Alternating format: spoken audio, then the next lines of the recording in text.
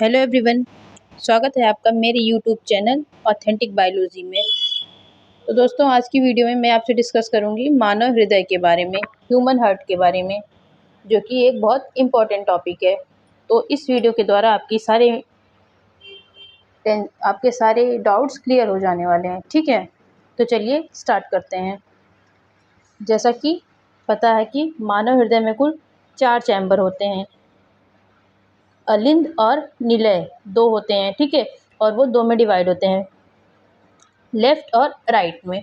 तो चलिए देखते हैं। ये है दायां अलिंद, ये है दायां निलय, और इधर है बायां अलिंद और बायां निलय। ठीक है, तो सारी मैकेनिज्म यहीं से स्टार्ट होती है। चलिए मैं लेवलिंग आपको समझा देती हूँ। ये है सिरा, और सिराओं में अशुद्ध रुधिर बहता है। ठीक है, डीऑक्सीजनेटेड ब्लड जो होता है वो सिराओं में रहता है। ये है सिरा, जो शरीर के ऊपरी भाग से डीऑक्सीजनेटेड ब्लड, मतलब कि अशुद्ध रुधिर जिसमें ऑक्सीजन नहीं होता है, वो ले आती हैं हार्ट तक। ठीक है, और ये है सिरा शरीर के निचले भाग से, जो डीऑक्सीजनेटेड ब्लड होता है वो लाती हैं। कहाँ ले आती हैं? वो दाएं अलिंद में। ठीक है, तो यहाँ से शिरा जो है ऊपरी भाग से लेके आ रही डीऑक्सीजनेटेड ब्लड, और ये सिरा शरीर के निचले भाग से डीऑक्सीजनेटेड ब्लड लेके आ रही है। ये कहाँ ले आ रही हैं? राइट एट्रियम में, दाएं अलिंद में।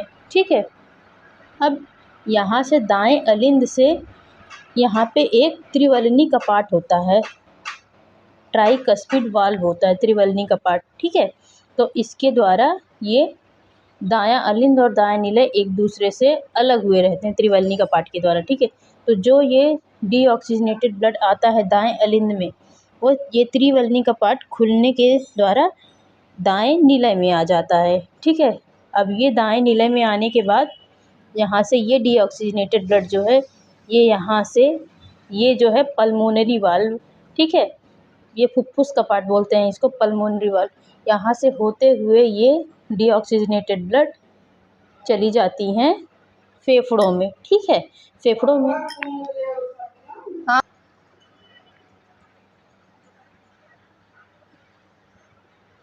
तो जो ये डीऑक्सीजनेटेड ब्लड होता है वो इन फुफ्फुस धमनी के माध्यम से चला जाता है वहाँ पे फेफड़ों में, क्योंकि फेफड़ों में ही जो डीऑक्सीजनेटेड ब्लड है, अशुद्ध रुधिर जो होता है, वहाँ पे ही उसमें ऑक्सीजन मिल जाती है और वो शुद्ध रुधिर हो जाता है। तो यहाँ से आई हैं अशुद्ध रुधिर, सिराओं के माध्यम से अलिंद में आई, और अलिंद के माध्यम से ये त्रिवलनी कपाट को पार करते हुए दाएं निलय में आ गई, और फिर यहाँ से होते हुए ये पल्मोनरी वाल्व को पार करते हुए आ जाती हैं फुफ्फुस धमनी में, और फुफ्फुस धमनी से होते हुए ये चली जाती हैं लंग्स में। अब लंग्स में जाने के बाद वहाँ ये जो इम्प्योर ब्लड होता है ये प्योर होता है। प्योर का मतलब कि उसमें जो डिज़ोल्व ऑक्सीजन होती हैं मिल जाती हैं, ऑक्सीजन घुल जाती हैं, और वो ब्लड प्योर हो जाता है। ठीक है, अब वहाँ से पल्मोनरी लंग से जो ऑक्सीजनेटेड ब्लड होती हैं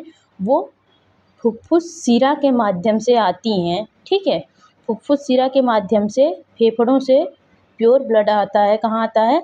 दाएं अलिंद में, लेफ्ट एट्रियम में आता है। ठीक है, और फिर यहाँ से होते हुए ये द्विवल्नी कपाट, डाइकस्पिड वाल्व जो होती हैं, इसको पार करते हुए ये प्योर ब्लड आ जाता है बाएं अलिंद में। ठीक है, अब बाएं अलिंद में आने के बाद ये बायां अलिंद जो है ये यहाँ से प्योर ब्लड को पंप कर देता है। तो ये पंप हुआ ब्लड कहाँ चला जाता है?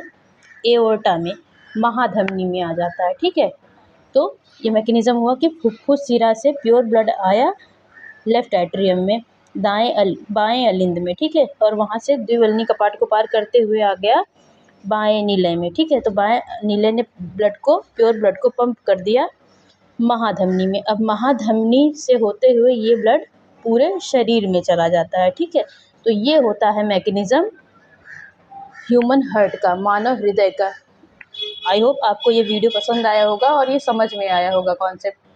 अगर ये वीडियो पसंद आया हो तो चैनल को लाइक, शेयर एंड सब्सक्राइब करें, और कोई भी डाउट्स हो तो उसको कमेंट सेक्शन में ज़रूर बताएं या पूछें। ठीक है, थैंक यू।